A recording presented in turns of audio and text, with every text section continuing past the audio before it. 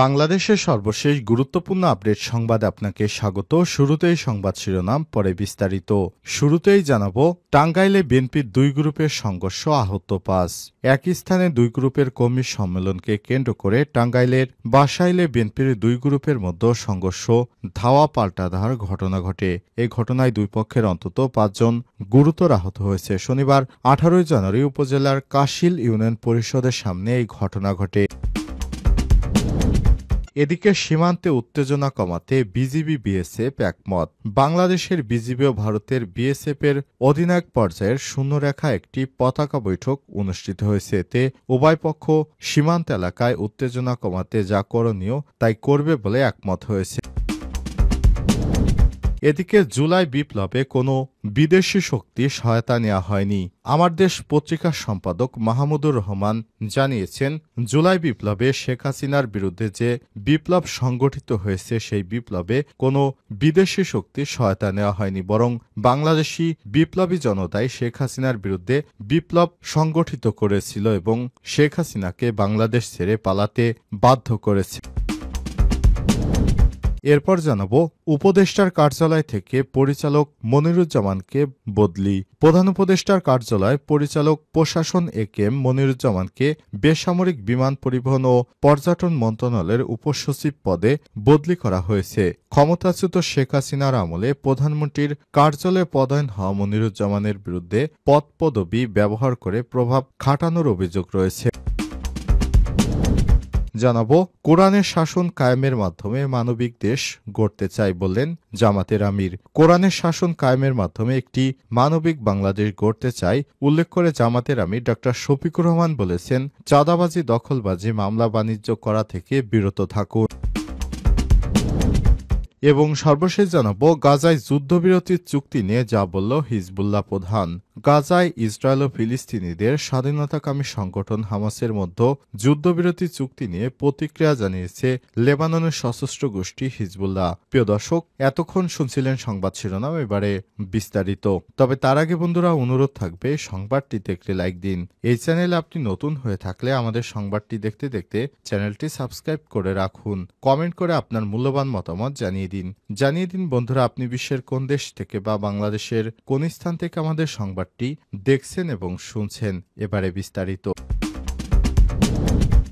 সীমান্তে উত্তেজনা কমাতে বিজিবি বিএসএফ একমত। বাংলাদেশের বিজিবি ও ভারতের বিএসএফের অধিনায়ক পর্যায়ের শূন্যরেখায় একটি পতাকা বৈঠক অনুষ্ঠিত হয়। এতে উভয় পক্ষ সীমান্ত এলাকায় উত্তেজনা কমাতে যা করণীয় তাই করবে বলে একমত হয়েছে। শনিবার বিকেলে পতাকা বৈঠকের পর ৫৯ বিজিবি ব্যাটালিয়নের অধিনায়ক লেফটেন্যান্ট কর্নেল গোলাম কিবরিয়া জানান, সীমান্তে শান্তিপূর্ণ পরিস্থিতি সৃষ্টিতে উভয় দেশ সম্মত হয়েছে। এ সময় ভারতীয়রা বাংলাদেশের ভেতরে কয়েকটি আম গাছ কেটে ফেলে। এ নিয়ে বাংলাদেশ ও ভারতের নাগরিকদের মধ্যে শুরু হয় ধাওয়া পাল্টা ধাওয়া। এ সময় ভারতীয় নাগরিকদের হাঁসুয়ার আঘাতে এবং তাদের ছোড়া পাথরে আহত হয় এক বিজিবি সদস্য সহ কয়েকজন বাংলাদেশি। তারা বর্তমানে বিভিন্ন হাসপাতালে চিকিৎসাধীন রয়েছেন। ভারতীয়দের বিরুদ্ধে সাউন্ড গ্রেনেড ও ককটেল বিস্ফোরণের অভিযোগও তোলে বাংলাদেশিরা। চৌকা সীমান্তে বিএসএফের কাঁটাতারে বেড়া নির্মাণ নিয়ে কয়েকদিন ধরে বিরাজ করছে উত্তেজনা। এদিন পতাকা বৈঠকের পর আতঙ্ক কঠোর সীমান্তবর্তী এলাকার সাধারণ মানুষের মাঝে। প্রধান উপদেষ্টার কার্যালয় থেকে পরিচালক মনিরুজ্জামানকে বদলি। প্রধান উপদেষ্টার কার্যালয়ের পরিচালক প্রশাসন একেএম মনিরুজ্জামানকে বেসামরিক বিমান পরিবহন ও পর্যটন মন্ত্রণালয়ের উপসচিব পদে বদলি করা হয়েছে। ক্ষমতাচ্যুত শেখ হাসিনার আমলের প্রধানমন্ত্রীর কার্যালয়ে পদায়ন হওয়া মনিরুজ্জামানের বিরুদ্ধে পদপদবি ব্যবহার করে প্রভাব খাটানোর অভিযোগ রয়েছে। বৃহস্পতিবার জনপ্রশাসন মন্ত্রণালয় সংক্রান্ত একটি প্রজ্ঞাপন জারি করেছে। ২২ জানুয়ারির মধ্যে তাকে বদলিকৃত কর্মস্থানে যোগ দিতে বলা হয়েছে। ২২ জানুয়ারির মধ্যে নতুন কর্মস্থলে যোগ না দিলে ওই দিন দুপুরেই তিনি বর্তমান কর্মস্থল থেকে তাৎক্ষণিকভাবে অবমুক্ত হয়েছেন বলে গণ্য করা হবে। প্রজ্ঞাপনে বলা হয়েছে, সরকার একটি সূত্র জানায়, আওয়ামী লীগ আমলের প্রধানমন্ত্রীর কার্যালয়ে পরিচালক পদে নিয়োগ পাওয়া মনিরুজ্জামানের বিরুদ্ধে ক্ষমতার অপব্যবহার সহ নানা অভিযোগ আসে। প্রধান উপদেষ্টার দপ্তরে তার বিরুদ্ধে আওয়ামী লীগের সুবিধাভোগী কর্মচারীদের শেল্টার দেওয়ারও অভিযোগ রয়েছে।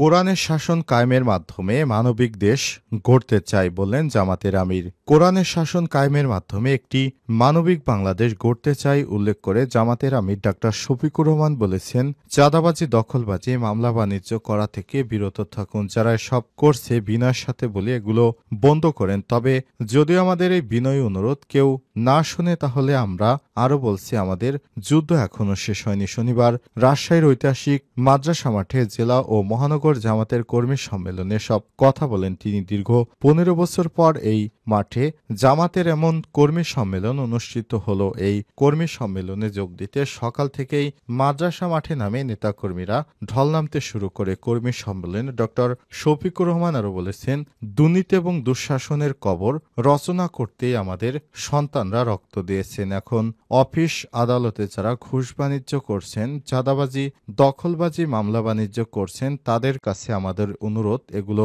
করবেন না। এগুলো করলে তাদের আত্মা কষ্ট পায়। টাঙ্গাইলে বিএনপির দুই গ্রুপের সংঘর্ষ, আহত 5। একই স্থানে দুই গ্রুপের কর্মী সম্মেলনকে কেন্দ্র করে টাঙ্গাইলে বিএনপির দুই গ্রুপের মধ্যে সংঘর্ষ, পাল্টা ধার ঘটনা ঘটেছে। এই ঘটনায় দুই পক্ষের অন্তত 5 জন আহত হয়েছে। শনিবার 18 জানুয়ারি উপজেলার কাশিল ইউনিয়ন পরিষদের সামনে ঘটনা ঘটে। জানা যায়, বিকেল 3টায় একই স্থানে ইউনিয়ন বিএনপির দুই গ্রুপের কর্মী সম্মেলনের কথা ছিল। এই ঘটনার পরপরই সেখানে অতিরিক্ত পুলিশ মোতায়েন করা হয়। স্থানীয়রা জানায়, শনিবার বিকাল 3টায় কাশিলিয়ন বিএনপির দুই গ্রুপের একই স্থানে কর্মী সম্মেলন ডাকে। দুই গ্রুপের সম্মেলনে জেলা ও উপজেলা বিএনপি শীর্ষ নেতাকর্মীরা উপস্থিত থাকার কথা ছিল। একই স্থানে দুই গ্রুপের কর্মী সম্মেলন উপলক্ষে এই কালিশ ইউনিয়ন পরিষদ এলাকায় থমথমে অবস্থা বিরাজ করছিল। পরে উপজেলা বিএনপির সভাপতি কাজী শহীদুল ইসলামের পক্ষে বাথুলি সাদ্দি, 4 নং ওয়ার্ড বিএনপির সাধারণ সম্পাদক অব্যাহতিপ্রাপ্ত মানিক মোহাম্মদ তোহা গ্রুপের নেতাকর্মীরা ইউনিয়ন পরিষদের সামনে কর্মী সম্মেলনের লক্ষ্যে চেয়ার টেবিল বসানোর প্রস্তুতি নিচ্ছিল। এ সময় উপজেলা বিএনপির পক্ষ থেকে কাশিল ইউনিয়ন বিএনপির সদস্য সচিব রফিকুল ইসলাম, ইউনিয়ন যুবদলের আহ্বায়ক আব্দুর রৌফ ও বাথুলি সাথী 4 নং ওয়ার্ড বিএনপির সভাপতি কাঞ্চন খান সহ কয়েকজন নেতাকর্মী সেখানে উপস্থিত হয়। এক পর্যায়ে দুই পক্ষের নেতাকর্মীদের মধ্যে হাতাহাতির ঘটনা ঘটে। মুহূর্তের মধ্যে সেখানে লাঠিসোঁটা ও দেশীয় অস্ত্র নিয়ে সংঘর্ষ, পাল্টা ধার ঘটনা ঘটে।